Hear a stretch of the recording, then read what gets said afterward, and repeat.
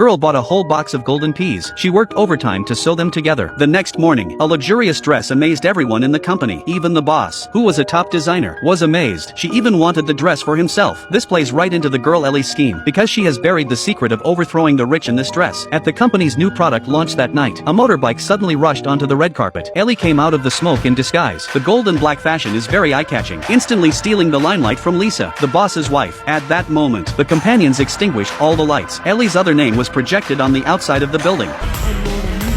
Amidst the roar of the crowd, Ellie left the stage in style. Koila's name was like an assassin in the fashion world, and soon to be in the sights of all the major media outlets. At the London Gala not long after, Lisa was stopped before she could get out of the car. The car door was taped shut. Then Koila reappeared in a long dress. She climbed onto the roof of Lisa's car. She covered the car with her skirt. The royal uniform and the black and red rose dress became the focus of the media once again. The next day, fashion's rising star, Koila, makes front page headlines. But Lisa can't allow anyone to challenge her authority. She had her people gather information immediately. But the woman who called herself Ellie never showed up. Even the police couldn't find any useful clues. And Koila, who was still playing designer at the company, was already working on her next dress. But what she didn't know, her behavior had attracted Lisa's attention.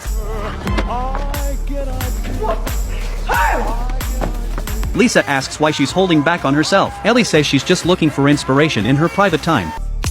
Ellie's designs, people, their souls. Check your employment contract. Well, I seem to have found my new signature piece. The new week's fashion show, Lisa was showing off to the crowd in a dress designed by Ellie. At this time, a rubbish truck suddenly drove up to the door. The driver presses the switch. A pile of clothes fell out of the van. Koila stepped out of the clothes with an unruly grace. And once again, she came out with a new look. She smiled contemptuously and stood on a rubbish truck.